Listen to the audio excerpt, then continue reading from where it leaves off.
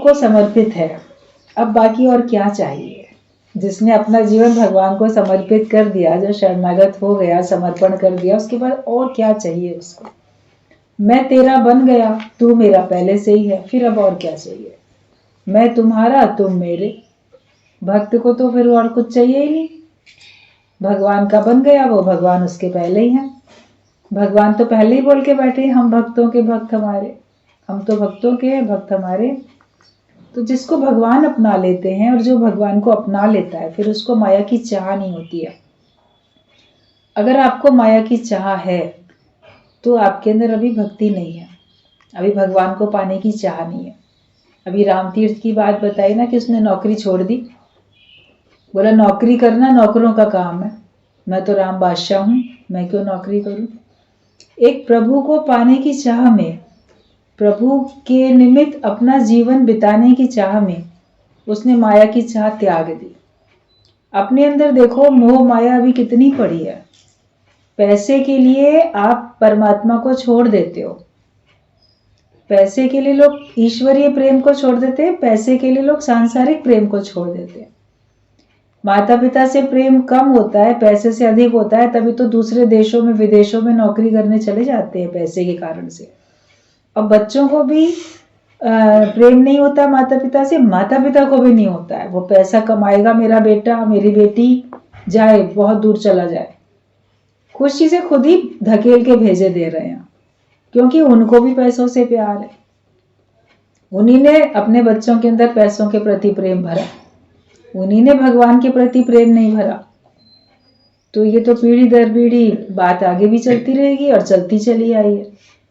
लेकिन तुम्हारे अंदर अगर ईश्वर के लिए प्रेम थोड़ा भी उत्पन्न हुआ है तो उसको बढ़ाओ और दूसरों के अंदर भी प्रकट करो। परमात्मा पाने की चाह होती सब में है, लेकिन वो जैसे कि दबी होती है। अच्छा अवसर मिलता है तो पनपने लग जाती है।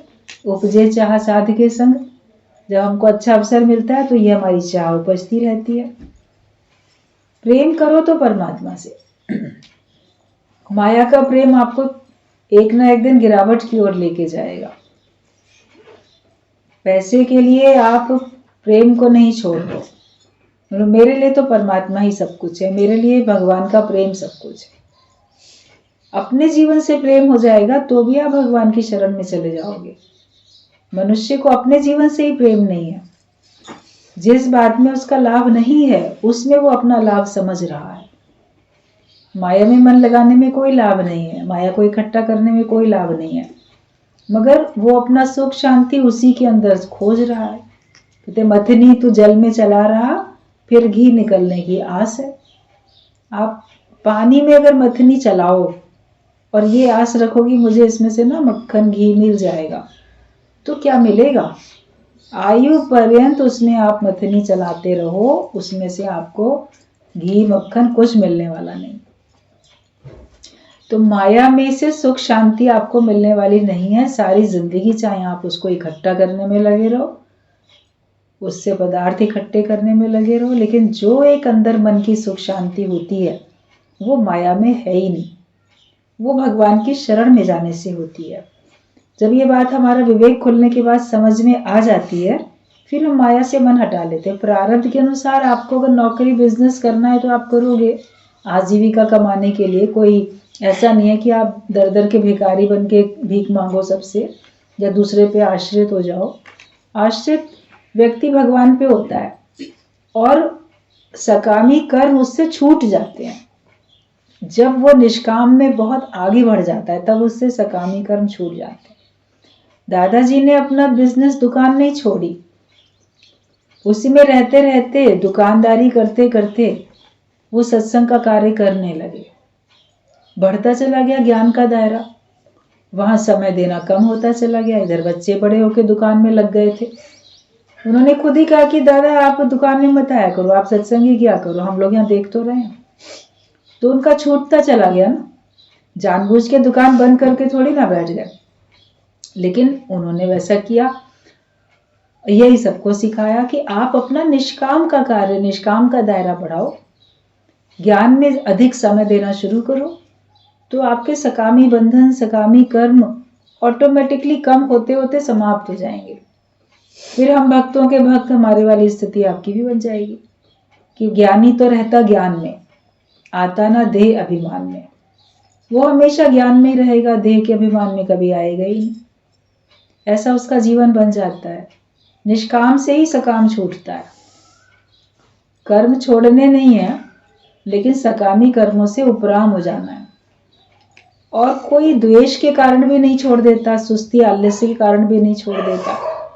सहज उससे छूट जाते हैं। उसको लगता है अब ये इतना आवश्यक नहीं है, अब जो आवश्यकता है वो ज्ञान की है, ज्ञान के कार्य की है। फिर मेरी चिंता हरि करे, जिस प्रभु ने जन्म दिया, श्वास दी, ग्रास भी वही देगा। वो विश्वास करके चल पड़ता है। विवेकानंद विश्वास करके चल पड़ा, ज्ञान के कार्य में लग गया था।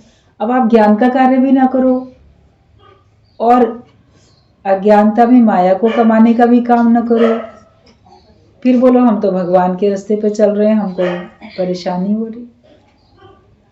तो आप ज्ञान में अपने आप का पूरा जीवन दे दो ना। सवेरे से लेकर रात तक आप देखो कि क्या आप सत्संग के ही कार्य में रहते हो। आपका मन क्या केवल सत्संग में रहता है? आपका मन सत्संग के अलावा कहीं और जाता है? अगर कहीं और जाता है तो क्यों जाता है? अपने मन के तो साक्षी दृष्टा आपको खुद ही बनना है। तो जिसने सचमुच में अपना जीवन प्रभु को समर्पित कर दिया, उसमें उसको खुशी मिलती है, तो फिर अब उसको और क्या चाहिए? वो तो बोलेगा अब तो मुझे कुछ चाहिए नहीं, मुझे और कुछ भी अब चाह बाकी नहीं रह गई है। वो स्थिति भक्त की होती है, सच्चे भक्त की। वो स्थिति आपकी भी होनी चाहिए। आज बात चली कि एक दिया घर में जलाकर रखते हैं, एक दिया आरती में जलता है, परंतु फिर भी दोनों में अंतर है। आरती के दिए का सम्मान होता है और उसके ऊपर से लोग हाथ फिरा के अपने मस्तक पर रखते हैं कि काश हमारा जीवन भी इस दिए की तरह प्रभु के कार्य के लिए समर्पित हो जाए। जो भी घर में पूजा होती है, आरती होती है, तो सभी लोग उस ज्योत को सबके आगे घुमाया जाता है, थाली में वो दिया आरती का, तो सब उसके ज्योत के ऊपर से हाथ ऐसे घुमा के अपने सर पे रखते हैं। ये दिया कितना पवित्र भगवान के कार्य में इस्तेमाल हुआ इसका। इस दिए से भगवान की आरती उतारी गई, तो जैसे उसका कितना महत्व हो गया। तो उसको सम्मान देने के लिए और उसके जैसा मेरा जीवन बन जाए, ऐसी शक्ति, ऐसी ज्योत मेरे अंदर भी आ जाए, तो उसके लिए हम उससे शक्ति लेके अपने मस्तक पे रखते हैं कि हमारा जीवन भी ऐसे ज्ञान के दिए के तरीके से, हमारा इस दिए के तरीके से हमारे अंदर भी ज्ञान का दिया जल जाए, हमारे भी कर्म अच्छे हो जाए। और उस आरती के दिए का सम्मान होता है, मान सम्मान होता है, पूजनीय हो जाता है वो। और ऐसे तो लोग घर में दिया जला के काम भी करते हैं। जहाँ लाइट नहीं होती है जब, तो आप एक मोमबत्ती, एक दिया जला के भी काम करते हो। तो उसको जलाने के बाद थोड़ी ना उसको ऐसे सम्मान से हाथ जोड़ के उसके ज्योत से अपने सर के ऊपर ऐसे फेरते हो, जबकि उसने काम तो किया, आपके कमरे का अंधेरा हटाया, उसकी रोशनी में आप काम कर सके। अगर रसोई में रखा था तो खाना बना सके, स्टडी रूम में था तो पढ़ाई कर सके, जहाँ भी था ठोकर खाने से उसने बचाया, अंधेरा दूर किया, काम तो उसने भी बहुत किया। लेकिन उसको उतना सम्मान तो नहीं मिला जितना सम्मान पूजा में जो आरती के दिए को मिलता है। तो एक होते हुए भी अंतर है। दो दिए एक साथ जलाए, एक आपने घर में रख दिया और एक आपने आरती में रख दिया, एक से थे, मगर किस काम में आया? उसका जीवन किस काम में आया? उसका जीवन किस काम में आया? संसार वालों का जीवन सकामी काम में जाता है, आपका जीवन भी सकामी काम में गया, लेकिन गुरु आपके जीवन को उठा के फिर ज्ञान में रख देता है, तो अब आपका जीवन निष्काम में जाता है, इसलिए सम्मान हो जाता है। अपने कार्यों को देखो, मेरे अंदर कौन सी भावना है, कौन से विचार हैं, उसी से जुड़े हुए कार्य मेरे से होंगे। जैसा तुम्हारे अंदर का भाव होगा वैसे ही तुम्हारे से कर्म होगा। निष्काम भाव रखो तो निष्काम कर्म हो। और अपने को दृढ़ निश्चय में रखो कि मुझे भगवान को जीवन समर्पित करना है। जैसे भी आप लोगों ने बात बताई गुरु जी की वाणी, कि भगवान जो बुद्ध बने हैं तो वो तो गुरु भी नहीं मिला था, तो भी उनके अंदर में चाह थी परमात्मा को पाने की, जीवन अपना वैसा बनाने की, तो सब कुछ छोड़ के चले गए ना। छोड़ना सरल थोड़ी होता है, बिना ज्ञान के छोड़ना सरल नहीं है। कभी तो व्यक्ति द्वेष के कारण, नफरत के कारण छोड़ता है, मगर बाद में फिर उसको याद आता है। एक है भगवान को पाने की खातिर छोड़ दे, त्याग में भावना का अंतर तो है ही। तो ना धन दौलत की परवाह की, ना पत्नी और बच्चे के मोह की परवाह की। मनुष्य घर से क्यों बंधा है? मेरा धन, मेरी संपत्ति, मेरी प्रॉपर्टी, इससे बंधा है, या मेरे पत्नी, मेरा पति, मेरे बच्चे? जड़ माया या चेतन माया, उन्हीं की तो आसक्ति में मनुष्य का मन बंधा है। उनसे छूट नहीं पाता, उनसे उपराम नहीं हो पाता। बाहर से त्याग करने की तो गुरुजी ने मना नहीं की, लेकिन अंदर से तो निरासक्त होके बैठो, ना किसी को बांधो और ना किसी के बंधन में आओ। सबके बीच में है भी, लेकिन तो भी सबसे अलग। सगलते मध्य, सगलते उदास, सबसे अलग है। संतरे का आपने देखा एग्जाम्पल कितनी बार। आप बाजार से एक संतरा ले आते हो, बाहर से सब एक ही है, अंदर खोलो तो सब अलग अलग फांक है, उसमें एक साथ भी है मगर जुड़े हुए भी नहीं है, अलग अलग है। फिर गुरुजी बोलते थे उसको और छीलो, एक फांक को भी लेके ऐसे उसका ऊपर का पतला कवर हटाओ, तो उसकी एक एक बूंद भी अपने से अलग अलग है, जुड़ी हुई नहीं है। संतरे का आप जूस निकालोगे तो रस निकल आएगा, लेकिन उसकी जो अंदर एक एक बूंद है उसकी भी पैकिंग की हुई है, वो भी निर्लेप नहीं आ रही है आपस में, वो फैला हुआ नहीं है रस कि ऐसे पूरा रस भरा पड़ा हो, आपने खोला तो एकदम बह गया सारा का सारा। तो ऐसा संसार में ज्ञानी रहता है, बहुत इकट्ठा भी रहता है संसार में, बहुत परिवार में इकट्ठा दिखता है, मगर जैसे वो एक एक बूंद की अपनी अलग अलग पैकिंग है, ऐसे ज्ञानी का मन अपने आप में है, किसी से भी निर्लेप न्यारा होके रहता है, जुड़ा नहीं है किसी से भी, सबसे वो अलग है, सबके साथ भी है, सबसे अलग भी है। ऐसा जीवन अपना बनाना है हर एक को, और ऐसा जीवन बनाने में हमें खुशी हो, सुख मिले, गुरु के कहने से नहीं, जबरदस्ती नहीं, लेकिन जब तुम्हें लगे कि हाँ सचमुच में मैं आजाद हूं, वरना मैं खुद ही बंधा हुआ। आज किसी को बोलो तुमको ना 5 बजे घर में आना है, तो तुम्हें भी तो 5 बजे वहां बैठ के देखना पड़ेगा ना कि वो आया कि नहीं आया। दूसरों को बांधने के लिए तुमको भी तो बंधना पड़ा। ज्ञानी ना किसी को बांधे ना खुद बांधे, बोलता है कि हर एक स्वतंत्र है अपना अपना जीवन जीने के लिए। छोटे बच्चे हैं, उनको समझाया जाता है, बड़े होने के बाद वो समझना ही नहीं चाहते, आप समझाओ तो भी नहीं समझेंगे। समझाना आपका काम होता है, आप समझा देते हो, उसके बावजूद भी अगर वो सीख जाते हैं अपने पे कृपा करके तो संवर जाता है जीवन उनका। नहीं सीखते हैं तो प्रकृति से ठोकर खा के सीखते हैं, अपना नुकसान करके सीखते हैं। जो समझदार होता है वो बिना अपना नुकसान किए सीख जाता है। गुरु हम लोग को समझदार बनाते हैं कि तुम बिना अपना नुकसान किए सीख जाओ, कैसे तुम अपना जीवन सुंदर बना सको, ये कला सत्संग में आके सीखो। तो हमें घर का दिया बन के नहीं जलना है, लेकिन हमको आरती का दिया बन के जलना है।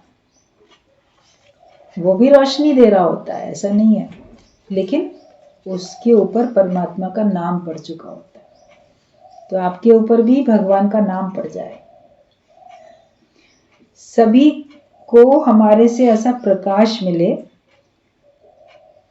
ज्ञान का प्रकाश हर एक को आपके द्वारा मिलता जाए। घर के दिए से भी प्रकाश तो मिलता है, परंतु वो पूजनीय नहीं हो पाता। इसी प्रकार मनुष्य को माया में भी अपने को घिसाना पड़ता है, सारा दिन काम भी करना पड़ता है, परंतु वहां सेवा करते करते सभी मर जाते हैं, परंतु पूजनीय नहीं हो पाते। पहले जमाने में जब बच्चे स्कूल जाते थे तो उनको लेटर लिखना भी सिखाया जाता था।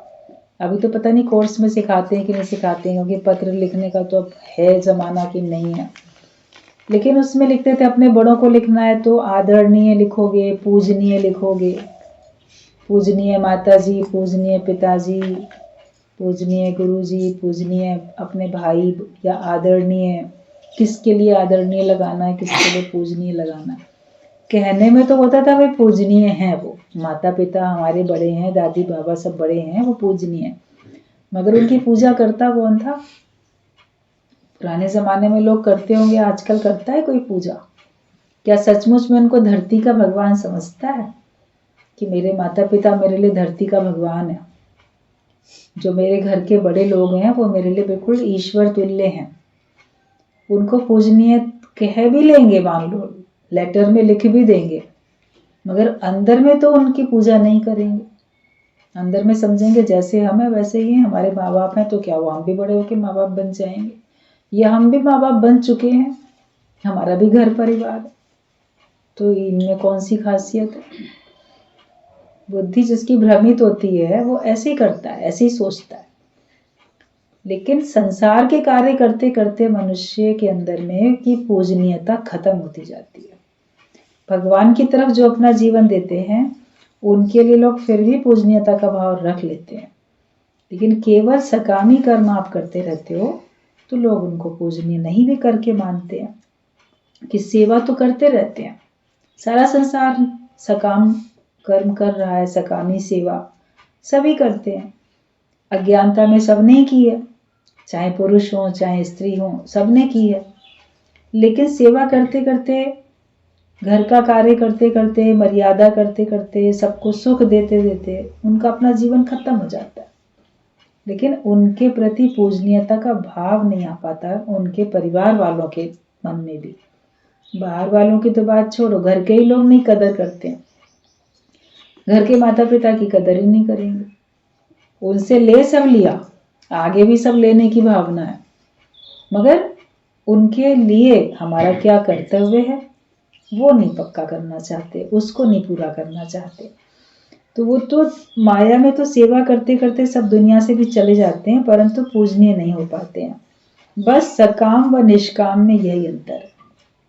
कर्म तो है, गुरुजी बोलते थे एक घर में आपने रोटी बनाई, एक गुरुद्वारे में जाके आप रोटी बेल के वहां बना के आए, लंगर की सेवा करके आए, तो अंतर है। वहां पे आपने किया बड़ी खुशी से, सेवा हो रही है, मेरी सेवा हो रही है, लंगर की सेवा, गुरु की सेवा, उसमें शक्ति है, उसमें खुशी है। कर्म करते समय भी उत्साह उमंग है, और जो घर में करना पड़ रहा है कर्तव्य है, जिम्मेदारी है, मैं ही फंस गया, मुझे ही करना पड़ता है, कोई और हेल्पिंग हैंड नहीं है, कब तक करें, ये सब भावनाएं आती हैं। तो ये अंतर होता है, सकाम और निष्काम में ये अंतर है। जब निष्काम भाव आपके अंदर है तो आप जहां भी हो, आप निष्काम भावना से कर्म करोगे तो आपके लिए वो निष्काम कर्म है। लेकिन ज्ञान के हिसाब से अपना जीवन बनाते जाओ, अपना जीवन प्रभु के समर्पित करते जाओ, अपना समय निष्काम में अधिक देते चले जाएं, तभी सकामी कर्म हमारे कम होके छूटेंगे, वरना वो नहीं छूट सकते। मैं और मेरे के लिए तो हर एक अपने को घिस रहा है, और बदले में चिंताओं व दुखों के बोझ के अलावा उसे मिलता ही क्या है। सारी जिंदगी ऐसे ही चली जाती है। मनुष्य जन्म लेते वक्त रोता है और शिकवा शिकायत करता हुआ बड़ा होता है, और अंत में निराश होकर ही मर जाता है। पर गुरु के पास आने से शिकवे शिकायत बंद होकर शुक्रानों के गीत लब पर आ जाते हैं, और अंत में भी जीते हुए संसार से जाता है मुंह ऊंचा करके। निष्काम और सकाम जीवन आपका अलग अलग जब आप देखोगे तो कितना अंतर है। संसार में जो जन्म लेता है तो रोते हुए आया, सारी जिंदगी अपनी कमी, अपने अभाव, अपने दुखों का रोना रोता ही रहता है, मतलब शिकवे शिकायत करता रहता है, उसको तृप्ति नहीं आती, तसल्ली नहीं आती, और अंत में निराश होके जाता है कि मुझे दुनिया से कुछ नहीं मिला, मैंने इतना लंबा समय, आयु इतनी संसार में मुझे मिली, दी मैंने इतनी सुख सुविधाएं, सेवा सबको दी, बदले में हमें क्या मिला? हमें कुछ नहीं मिला। माया में हर एक का यही अनुभव है, यहाँ जो भी आया गया हाथ मल के, निराश होके जाता है। लेकिन निष्काम में अगर अपना जीवन देते हो तो आपकी निराशा नहीं रहती, आप आशावादी होके जीते हो और भरपूरता का अनुभव करके दुनिया से जाते हो। क्योंकि जो पाना था वो पा लिया आपने, परमात्मा को पाना था, परमात्मा को पा लिया, और कुछ पाने की चाह भी नहीं थी और कुछ पाने की आवश्यकता भी नहीं थी। और जो अज्ञानता में हमेशा शिकवे शिकायत, जो व्यक्ति लगातार शिकवे शिकायत करता हुआ दिखे, समझो उसके अंदर में भी कितना अज्ञान भरा पड़ा है, घोर अज्ञान है। अज्ञानता के कारण ही शिकायत कर रहा है। ज्ञान हो तो शिकायत नहीं करेगा, बात अपनी बताएगा, मगर शिकवा शिकायत करने के अंदाज में नहीं। उसका जो वे ऑफ टॉकिंग होगा वो फर्क होगा, बोलने का लहजा तरीका फर्क होगा। कोई बात किसी से कहते हो तो आपके बोलने के तरीके पे भी डिपेंड करता है कि आपने वो किस तरीके से बोला, शिकवे शिकायत के तरीके से बोला, या केवल पूछने के अंदाज से बोला, या केवल समझाने के बताने के अंदाज से बोला। आपका तरीका बोलने का बड़ा अलग अलग होता है। तो अज्ञान में मनुष्य शिकवे शिकायत करके जीता है, लेकिन ज्ञानी है तो वो शुक्राने गाता है, शुक्र है इतना भी तो है, शुक्र है इतना भी तो है। तो दृष्टांत आप लोग सुनते हो कि संत ने बस ऐसे पूछ लिया, नाव में बैठे थे, ऐसे पूछ लिया यूं ही, जबकि कोई आवश्यकता भी नहीं थी बात करने की। ऐसे शरारती लड़के बैठे हुए थे, पूछ लिया कि क्या वजह है, टाइम पूछ लिया। तो उसने, लड़के थे जैसे कि बड़े उद्दंड, टीन एज में कुछ ज़्यादा ही, कोई लोग ज़्यादा उद्दंड होते हैं। तो उन्होंने संत के सर पे एक डंडा मार दिया, कहता 1 बजा, 1 बज रहा था उस समय दोपहर का। तो संत के मुंह से निकला शुक्र है, शुक्र है। तो वो लोग सकपका गए, बोले हमने तो इसको डंडा मारा, ये इसको तो गुस्सा करना चाहिए था, झगड़ा करता हमसे, थोड़ा लड़ाई झगड़े में टाइम बढ़िया पास हो जाता, उस पार तक नाव में जाते जाते थोड़ा झगड़ते हुए जाते। तो ये तो शुक्र शुक्र कर रहा।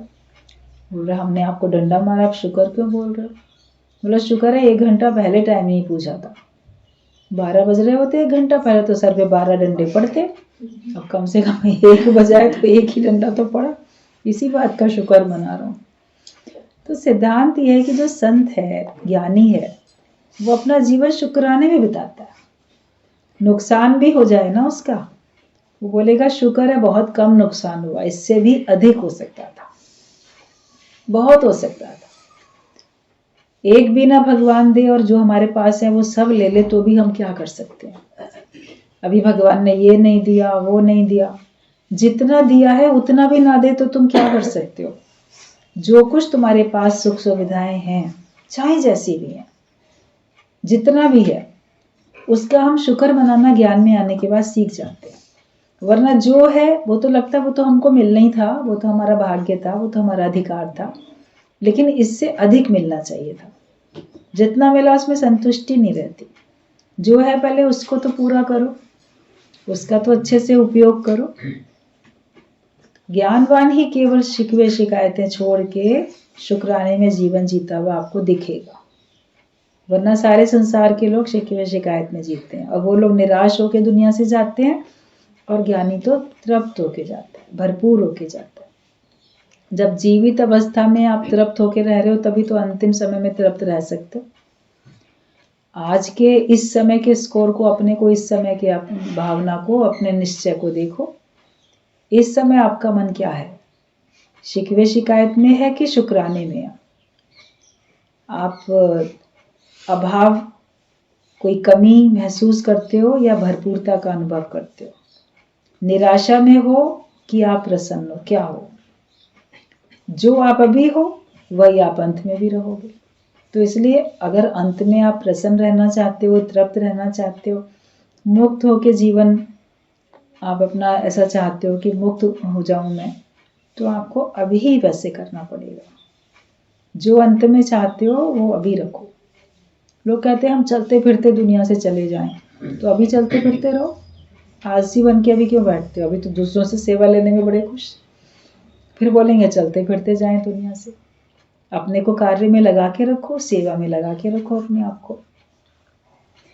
तो ज्ञानी जो होता है वो तो हमेशा शुक्राने गाता है, और अंत में भी जीते हुए संसार से जाता है, जैसे जीत के जाता है, माया को जीत के गया, मन को जीत के गया, हर एक के दिलों को जीत के गया, और वो अपना सर मुंह ऊंचा करके जाता है। इसीलिए ही संतों महात्माओं का मुख खुला हुआ रखते हैं, क्योंकि उनके अंतिम दर्शनों के लिए लोगों की भीड़ इकट्ठी हो जाती है। तो जब उनकी शव यात्रा भी निकाली जाती है तो उसमें उनका चेहरा ढकते नहीं है उस समय।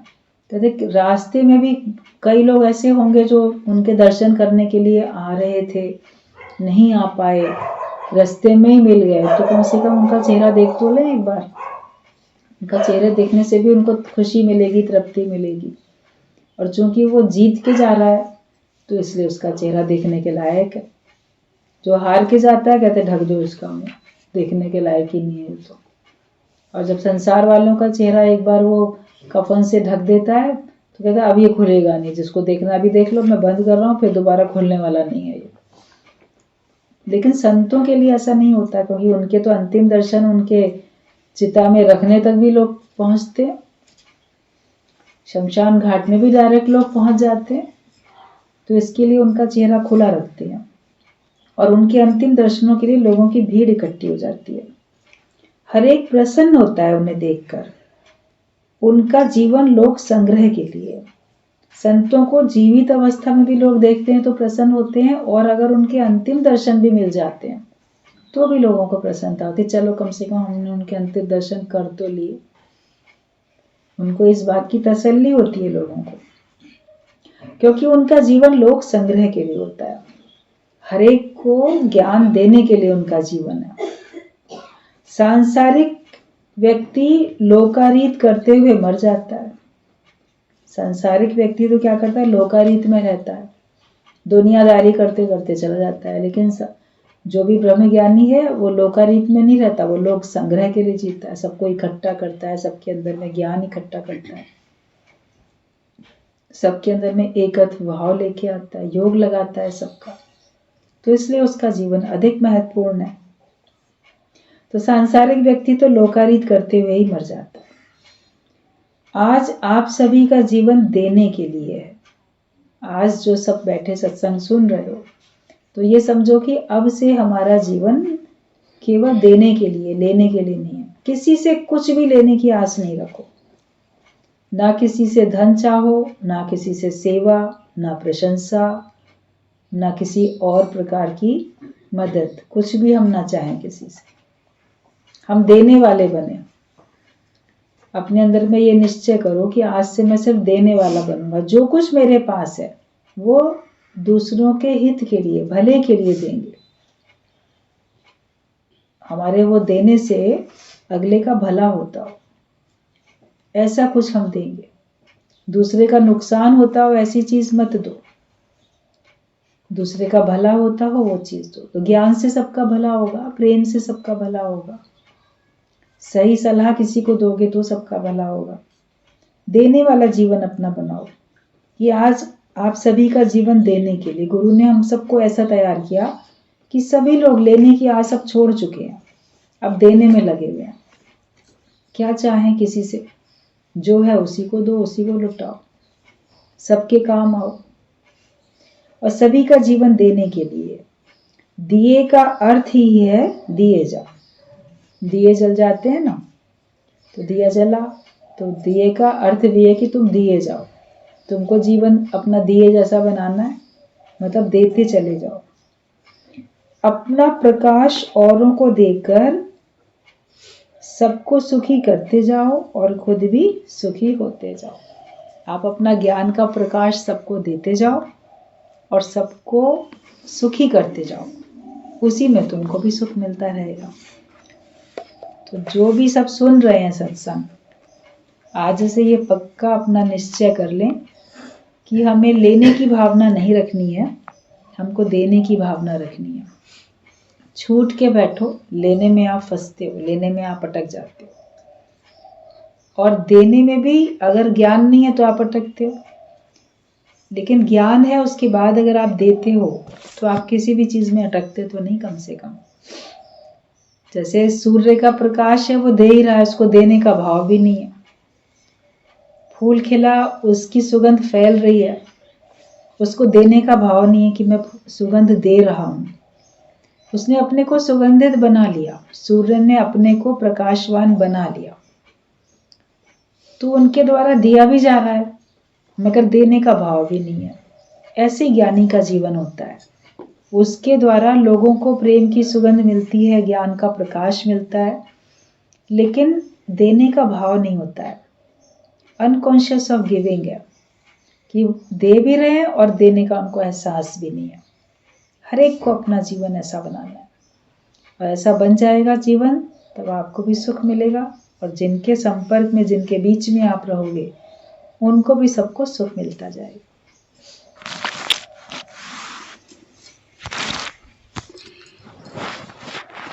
इतनी ही बात है।